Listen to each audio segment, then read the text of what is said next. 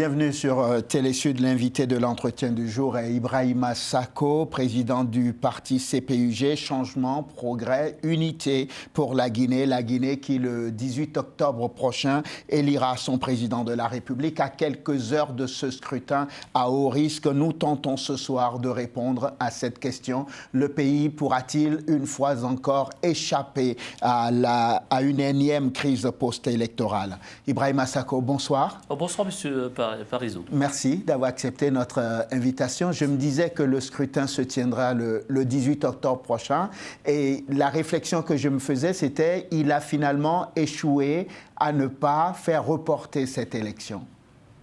Alors, vous savez qu'aujourd'hui, en Guinée, l'heure est grave. Oui. Puisque ce scrutin que nous ne souhaitons pas, que la majorité des Guinéens ne souhaitent pas, aura lieu, malgré des protestations d'ailleurs qui ont été reprimées dans le sang. Pour moi, c'est un délai de démocratie et je trouve cela vraiment dommage. Donc, aujourd'hui, ce que nous voulons, c'est que la majorité des Guinéens veulent, c'est que M. Alpha Condé comprenne que ce projet funeste qu'il veut nous faire pourrait nous amener dans les abîmes, dans un chaos généralisé qui pourrait peut-être aboutir à la somalisation de notre pays. Vous allez très fort là, non? La somalisation de votre pays? Ah non, pas du tout. Quand vous connaissez l'histoire électorale de la Guinée, entre 2010 jusqu'à 2020, pour des questions électorales, notamment par rapport à des élections non tenues à date ou encore des élections dont les résultats ont été contestés, nous avons eu à peu près 260 morts, ce qui est quand même grave. Et ça, c'était des enjeux par rapport à des élections législatives et municipales. Là, on a affaire à un enjeu majeur, contesté, anticonstitutionnel, illégitime et illégal. Donc, aller dans de telles conditions où l'élection n'est pas transparente, n'est pas crédible, n'est pas acceptée des partis politiques et de la majorité de la population guinéenne, c'est exposer sans aucun doute la population guinéenne à des morts certaines et inutiles. On a l'impression qu'il n'y a pas de mots assez durs dans votre vocabulaire pour qualifier ce troisième mandat sollicité par le président Alpha Condé et la façon surtout dont les choses se sont déroulées. Tout à fait, tout à fait. Quand M. Alpha Condé a été élu, il a été élu en grande partie par rapport, je veux dire, à son idée de démocratie, la volonté pour lui d'installer la démocratie dans notre pays. Et 10 ans après, quand nous constatons que cette même démocratie pour laquelle il s'est battu pendant plusieurs années, il la foule au sol, je pense que pour moi, c'est quand même très très grave. Je vais expliquer à nos téléspectateurs ce qui se passe. Le 18 octobre prochain, il y a une élection présidentielle. Ce sera le troisième mandat, en tout cas du président Alpha Condé, qui a déjà bouclé 10 ans à la tête du pays et qui normalement aurait dû partir. Mais il y a eu un changement de constitution, la constitution de mars dernier. Et là, on a dit que tout était remis à zéro et qu'il pouvait se présenter à l'élection présidentielle. Et vous avez dit on aurait dû suspendre tout ça, arrêter cette mascarade, reporter l'organisation des élections parce que les conditions n'étaient pas réunies. Alors, tout à fait, tout à fait. Vous savez, d'abord, cette élection voulue par Alpha Condé, elle est anticonstitutionnelle dans un premier temps. Dans un deuxième temps, le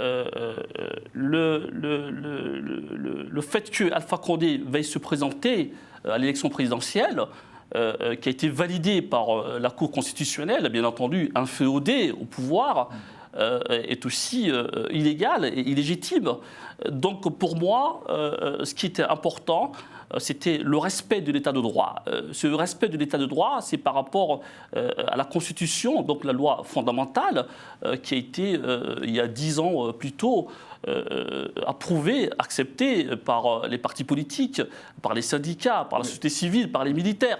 Donc, ne pas vouloir respecter cette constitution de 2010. Par laquelle lui-même il est venu au pouvoir. Ouais, tout à fait, tout à fait. Voilà, je veux dire, c'est encore une fois des démocraties. C'est quand même terrible pour la Guinée de voir un homme de 82 ans en fin de mandat vouloir, par des stratégies malsaines, se maintenir au pouvoir en disant que, bah, écoutez, une fois qu'il y aurait une nouvelle constitution, ça sera un nouveau mandat pour une 4e République. Franchement, c'est prendre pour les Guinéens, pour des enfants, pour des gens qui ne réfléchissent pas. Et vous dites non, moi je réfléchis et comme moi il y en a des centaines qui veulent qu'il y ait un changement. J'ai cru comprendre que vous auriez voulu aller à l'élection présidentielle, c'est ça, hein? Voilà, tout à fait. Et pourquoi vous n'y êtes plus allé? Parce que moi j'étais contre le 3e mandat. Qui est illégitime, qui ne respecte pas la Constitution. Et au-delà de cela, il y a un certain nombre de préalables à une élection présidentielle. Un enjeu aussi majeur, c'est par rapport au fichier électoral. C'est par rapport aux membres de la Commission nationale indépendante qui n'a de nom que d'indépendants. Et en plus de ça, vous avez une Cour constitutionnelle qui est également à la solde du pouvoir. Et tout ceci ne pouvait pas me permettre d'aller à une élection qui serait biaisée déjà à l'avance et surtout qui exposerait mes concitoyens guinéens à des violences post-électorales, pour moi, qui ne seront pas, je vais dire, acceptables, puisque je suis un démocrate. C'était important comme pour moi. Comme Alpha Condé, comme Cellou Dalein Diallo, comme les 10 autres candidats aussi, tous se considèrent comme des démocrates. C'est d'ailleurs pourquoi ils y vont tous. Mais vous savez, quand on se dit démocrate, et que je prends le camp de Cellou Dalein, ensuite je parlerai d'Alpha Condé, avec son bilan par rapport à la démocratie. Cellou Dalein, au départ, il était contre ce 3e mandat. Lorsqu'on est contre un principe, on doit aller jusqu'au bout. Le fait de se présenter à cette élection, alors qu'il le sait impertinemment qu'elle est illégale, pour moi, ce n'est pas de la démocratie. C'est plutôt, encore une fois, du déni de démocratie. Et quand vous Même de la part de Cellou. Ah oui, tout à fait. Vous lui en voulez de s'être présenté à l'élection présidentielle, ou vous le jalousez parce que vous n'avez pas eu l'occasion de vous présenter, ni les moyens non plus? Alors, vous savez, les moyens, c'est pas important dans une élection présidentielle. Pourquoi? Parce qu'on s'y prépare avant de s'engager. Et franchement, les moyens, c'est pas ce qui me manque. Mais le fait pour Cellou Dalein de dire qu'il ne souhaite pas un 3e mandat et de légitimer, je veux dire, en se présentant à l'élection présidentielle contre Alpha Condé, pour moi, c'est antidémocratique. On a le droit de changer d'avis, vous le savez. Ça non, aussi. Vous savez, quand on est en démocratie, les principes sont importants. Voilà, sans principe, il n'y a pas de démocratie. Et quand on ne respecte pas les principes de la démocratie, il n'y a pas lieu de se dire démocrate ou de vouloir aller à une élection pour des raisons qui lui sont propres. Très bien. L'élection va quand même se dérouler malgré votre opposition, malgré ce que vous reprochez aux uns et aux autres. Alors, ce n'est pas que moi qui reproche aux uns et aux autres, c'est l'avis de la majorité des Guinéens qui ne souhaitent pas cette élection présidentielle parce qu'elle sera contestée pour des raisons que je viens de citer il y a quelques minutes. Donc, ce n'est pas ma volonté à moi, c'est plutôt la volonté de la majorité des Guinéens qui ne veulent pas aller à cette élection parce qu'ils savent très bien que ça aboutira sans aucun doute à des violences mortelles, comme cela a été le cas durant ces 10 dernières années. Ça fait 10 minutes que nous parlons, vous et moi, sur ce plateau, et j'entends régulièrement dans vos éléments de langage qu'il faut craindre une crise post-électorale comme on l'a déjà vécu en 2010, comme on l'a déjà vécu en 2015. C'est une réalité. Vous savez, pour que les choses se passent dans un climat apaisé, oui. il faut respecter l'état de droit. Et cet état de droit, c'est la Constitution. Si on ne respecte pas la Constitution, il est clair et certain qu'il y aura des contestations. Surtout, le non-respect de cette Constitution-là est décrié par la majorité des Guinéens. Le fait d'aller à une élection, parce qu'on a tous les leviers dans le pays contre la majorité de la population, est une chose, encore une fois, antidémocratique. En somme, en tout cas, moi, je crains que cette élection soit d'abord avant, parce que vous le savez, depuis que cette élection a commencé, il y a eu beaucoup de violence dans les différentes villes de la Guinée, en l'occurrence à Kankan, à Labé, à Sigiri. Les candidats, certains candidats, comme Cellou Dalein, ont été empêchés de mener librement et démocratiquement leur campagne, même si je suis contre cette élection présidentielle qui est anticonstitutionnelle, qui est illégale. Mais pour moi, c'est aussi antidémocratique. Du moment que Cellou Dalein a accepté d'aller avec Alpha Condé à cette élection, pour moi, l'État devait prendre ses responsabilités, permettre à Cellou Dalein d'aller où il veut en Guinée et mener de façon libre et démocratique sa campagne. On va régler 3 questions avant de conclure cet entretien, vous et moi.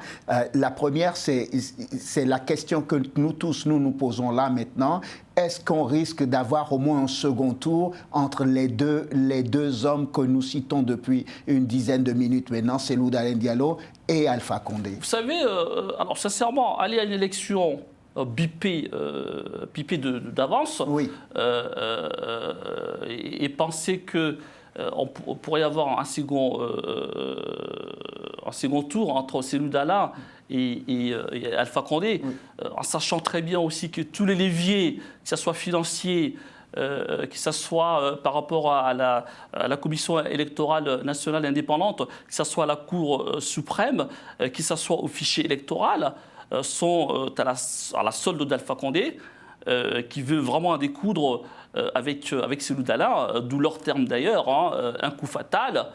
Je pense qu'il n'y aurait pas de second tour. Voilà. Donc cette présidentielle porte en elle-même les germes d'une contestation certaine au lendemain de la présidentielle, du scrutin, et probablement, encore une fois, malheureusement pour les Guinéens, une crise post-électorale dont personne ne connaît l'issue. Voilà, tout à fait. C'est une évidence. C'est une évidence. Vous savez, quand on voit le déroulé depuis cette idée folle d'Alpha Condé de briguer un 3e mandat et tous les morts qu'il y a eu en Guinée depuis plusieurs mois, on peut craindre le pire. Vous savez, il y a une citation que je voudrais vous citer qui est que quand les dieux veulent vous perdre, ils vous rendent fou. Je pense que Alpha Condé et son clan sont fous pour amener les Guinéens dans un chaos de violence généralisée, que les Guinéens, la majorité, n'en veut pas. C'est pourquoi il est important que la communauté internationale vienne en aide aux Guinéens. La communauté internationale, notamment la France, les États-Unis et l'Union européenne, qu'ils fassent tout pour que Alpha Condé puisse renoncer à cette élection et qu'il puisse renoncer aussi, à se présenter à une quelconque élection. Ah non, ce n'est pas trop tard. Vous savez, quand on veut bien faire, quand on aime la démocratie, quand on aime la vie humaine, il n'est jamais trop tard pour bien faire. Comment ils vont faire pour intervenir dans un scrutin où ils n'ont pas envoyé des observateurs, par exemple? Vous savez, Alpha Condé, c'est un homme qui est sensible aussi aux appels des grands de ce monde. Il suffit tout simplement qu'ils disent, écoutez, nous prenons notre responsabilité aujourd'hui, et que nous demandons à Alpha Condé de renoncer à cette élection, de préparer une transition civile.